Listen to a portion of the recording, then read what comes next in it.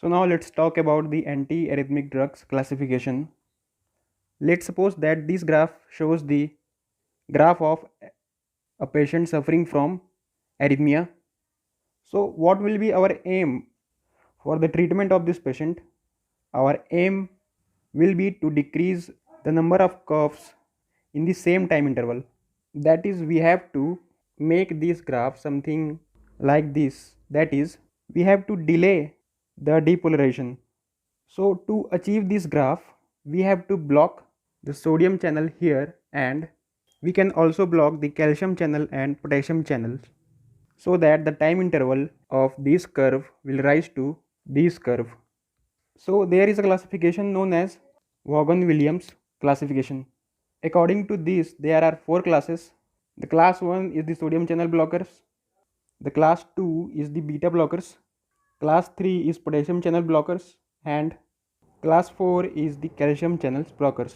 There is a fifth class also, which is the miscellaneous class, which include the adenosine, magnesium sulfate, atropine, and digoxin. The approach of treatment will depend upon what type of arrhythmia it is. So if we talk about atrial arrhythmia, that is supraventricular tachycardia and paroxysmal supraventricular tachycardia. In this case, our main motto is to prevent its propagation to the ventricles.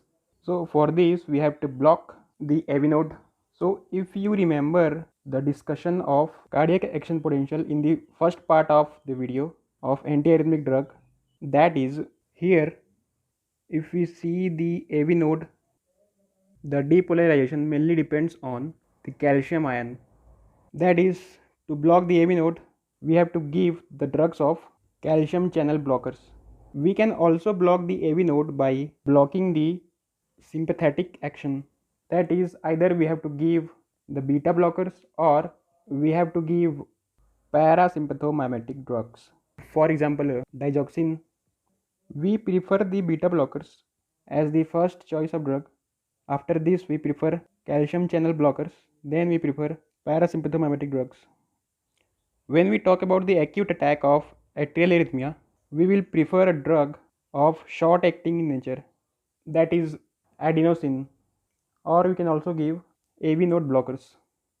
And when we talk about the prophylaxis, then we will prefer the long acting drugs. So we will give for the prophylaxis the AV node blockers.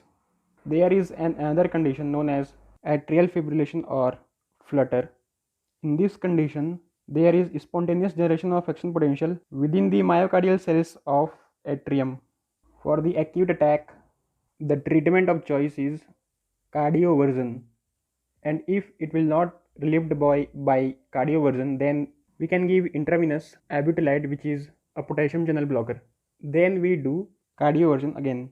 Then for the long term management, we treat the patient in two ways, that is rate control, for which we can give the AV blocking agents, or we can also give the beta blockers. And for the rhythm control, as we know that the normal rhythm is controlled by the sinus rhythm, but in flutter what happens, there is spontaneous generation of action potential within the myocardial cells of atrium. So to attain the sinus rhythm, again we have to block the action potential of these myocardial cells. So how can we block these myocardial cells? As we have discussed in our previous video, the depolarization in myocardial cells depends upon the sodium channels mainly. So if we give the drugs of sodium channel blockers, we can achieve the normal rhythm again. Or we can also give the potassium channel blockers. The preferred drug of potassium channel blockers is amiodarone. Here the amiodarone is the drug of choice. When we talk about the ventricular arrhythmia, that is the ventricular tachycardia and ventricular fibrillation, in this case, the cause of generation of arrhythmia is the generation of spontaneous action potential in the myocardial cells of ventricles. So which category of drug we will prefer? We will prefer the either sodium channel blocker, or we can also prefer the potassium channel blocker.